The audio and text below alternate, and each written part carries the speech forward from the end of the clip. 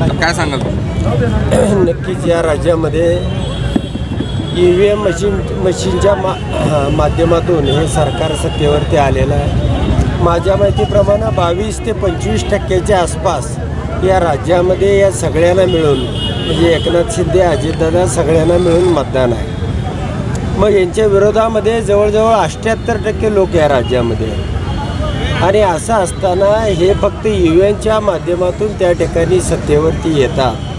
एक राज्यातल्या लोकांचा आक्रोश आहे आणि या सोलापूर कृती समितीच्या वतीनं या ठिकाणी तो आक्रोश प्रकट जोरदारपणानं गेल्या 2 तासामध्ये हजारो लोकांनी येऊन भेटी देऊन या ठिकाणी सह्या केलेल्या आहेत.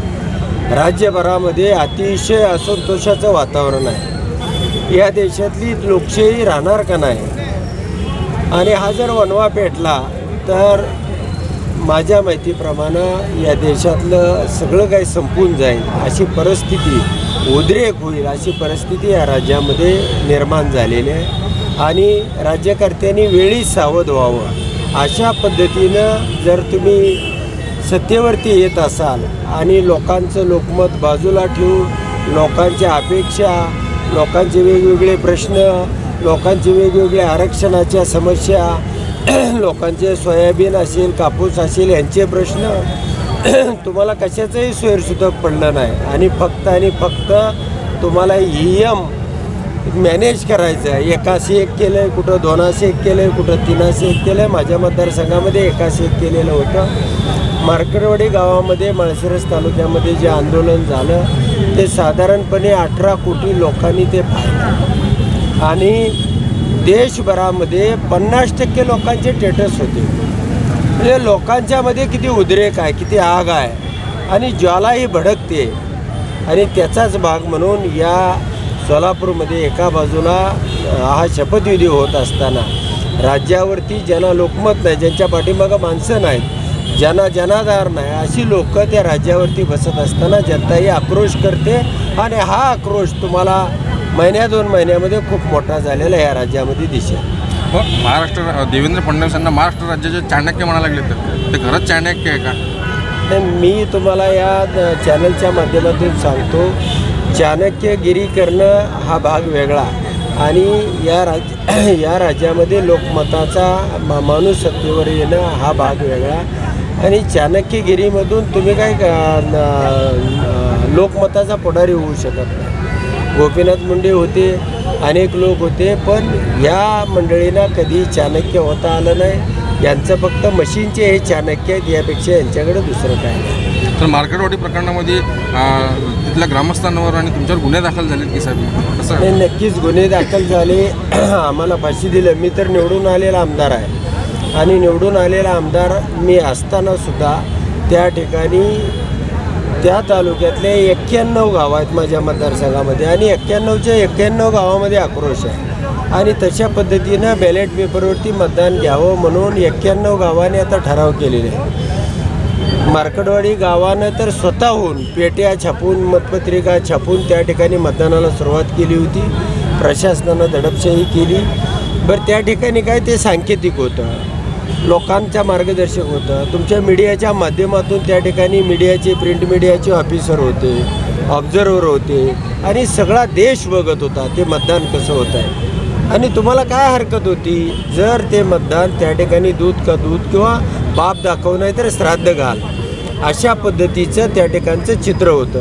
त्याला काय ऑथेंटिकली काही म्हणजे कुणाची सही नव्हती, फक्त आपल्याला पाहायचं होतं त्या गावाने अशा पद्धतीचं मतदान केलं आहे का स्वतःच्या समाधानासाठी नाही. हे देशामध्ये, या राज्यामध्ये किंवा माळशिरस तालुक्यामध्ये खरं तर मी निवडून आलो 1,21,872 मतांनी, परंतु माझ्यामधली 54,000 मतं ही त्या समोरच्या उमेदवाराला 54,000 पडली. त्यामुळं माझी 54,000 मतं ट्रान्सफर झाली आणि त्यामुळं माझं लीड हे 13,000वरती आलं. 54ला 54 ती मतं गेलीच तर 1,21,000 एवढं मताधिक्य मला होत होतं. BJPला 1 मत पोल झाल्याशिवाय दुसरं मत ट्रान्सफर होत नाही. काही ठिकाणी 2 मतं BJPला किंवा BJPला 1 मत पोल झाल्यानंतर 2 मतंही ट्रान्सफर करण्याची सोय त्यांनी केलेली आहे. काही ठिकाणी BJPला 1 मत पडलं की 3 मतं ट्रान्सफर करण्यात त्या ठिकाणी केलेली आहे.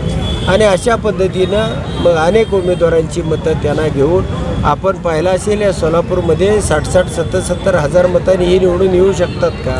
पाठीमागच्या 5 महिन्यामध्ये आणि आता काय असं घडलं की त्या ठिकाणी तुम्हाला लोकांनी मतदान टाकलं पाहिजे. फक्त लाडक्या बहिणीचा फार्स केला गेला. प्रत्येक तालुक्यामध्ये मी जे तालुक्यामध्ये आकडेवारी काढलेली आहे त्यांना 4 ते 41 मतं म्हणजे 4000 साधारणतः मतदान या लाडक्या बहिणीच्या माध्यमातून मिळालं. त्यापेक्षा जादा काही मिळालं नाही. परंतु अशा पद्धतीनं या राज्यामध्ये ही लोकशाही संपलेली आहे. आता उद्या आम्ही चैत्यभूमीवर मी जाणार आहे.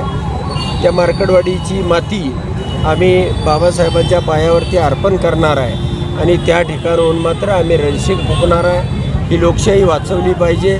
जर अराजकता तयार झाली, ही इमर्जन्सी आणीबाणी या देशामध्ये लागू झाली तर ते देशाला परवडणार नाही. देश फार पाठीमागं जाईल आणि ज्यांना जाणार नाही ते लोक जर सत्तेवरती बसले तर हा लोकांचा आक्रोश त्यांना त्या खुर्चीवरती बसू देणार नाही. त्यांना खाली खेचतील, अनेक प्रकारचे उद्रेक होतील आणि असं ह्या देशामध्ये जर घडलं तर देश खूप पाठीमागं जाईल, आपला पाकिस्तान होईल. अशा पद्धतीची भीती मला वाटते. नाही, आता गुन्हे दाखल होते तर सर मग कसं करायचं? आता 91 निवडणूक आयोगाकडे जाऊ, त्यांच्यापुढं आमची बाजू मांडू. निवडणूक आयोगानं दखल नाही घेतली तरी सुप्रीम कोर्टामध्ये जाऊ आणि वेगवेगळ्या आंदोलनाच्या माध्यमातून पण याचा निर्णय होणार. 100% याचा निर्णय होणार. मी निवडून आलेलो जरी आमदार असलो तरी त्या ठिकाणी ज्याही पद्धतीनं मतदानाचं मॅनिप्युलेट केलेलं आहे, 1,21,000 एवढ्या मताचं ट्रान्सफर केलेलं आहे, हे लोकशाहीसाठी घातक आहे. आणि त्या ठिकाणी ग्राउंडवरती गेली 20 वर्ष मी काम करणारा कार्यकर्ता आहे. मोहिते पाटील आणि आम्ही दोघांच्या पार्ट्या सोडून तिसरं काय त्या तालुक्यामध्ये 31-40 मताच्या पलीकडे जाईल अशी त्या ठिकाणी परिस्थिती नाही. एकही ग्रामपंचायतीचा सदस्य त्यांच्या बाजूला नाही. आणि असं असताना गावाच्या गावं त्या ठिकाणी 63 गावांचा स्पर्धा लागली होती की पहिला नंबर आमचाच येणार. 98% मतदान होणार, 95% मतदान होणार, 92% मतदान उत्तमराव जानकरनं होणार. असे 63 गावामध्ये 91 पैकी स्पर्धा होती. आणि मग ही मतं गेली कुठं? हा त्या गावांचा सगळ्यांचा प्रश्न आहे. रणजितसिंह मोहिते पाटील अशी टीका केली आहे ह्याने, राम सातपुते यांनी टीका केली आहे की ह्या म्हणजे मार्कडवाडी प्रकरणात रणजितसिंह मोहिते पाटलांचं हात आहे, त्यांचे षडयंत्र आहे. नाही, रणजितसिंह मोहिते पाटलांचा आणि ह्या मताचा, बोगस मताचा, मतं ट्रान्सफर करण्याचा संबंध काय? आपण एक आमदार होतो, काय बोलावं किंवा काय करावं? तुम्ही कामं केली असतील तर लोक तुम्हाला मतं टाकतील ना. काल आम्ही ट्रायलच घेत होते, गावच ट्रायल घेत होतो. रणजितसिंहाचा हात असो नाही तर मोदीचा हात असो, तुम्हाला दूध का दूध आणि पाणी का पाणी करण्यासाठी त्या ठिकाणी बसल्यावर तुम्ही यायचं. तुम्ही उमेदवार होता, त्या ठिकाणी 11 उमेदवार होते. तुम्ही यायचं आणि मतदान घ्यायचं. पारदर्शक होतं आहे का नाही? पोलिंग एजंट नेमायची सोय आहे. सगळी पत्रकार त्या मीडिया होती. तुमचे पत्रकार 200 त्या ठिकाणी दिल्लीचे पत्रकारही होते. अडचण काय? अमक्यान केलं. तुम्ही निवडणुकीला सामोरं गेला का नाही? आणि हा माझा सवाल आहे. तुम्ही कुणाचं नाव घेतलं राष्ट्रपतीचं म्हणजे हे झालं असा विषय होत नाही. काहीतरी स्टंटगिरी करायची, काहीतरी ड्रायव्हर्शन करायचं, एखादी परिषद मला मिळावी म्हणून बडबडत राहायचं. ह्याच्यापेक्षा त्याच्यामध्ये काय फार मोठं हे नाही, महत्त्व नाही.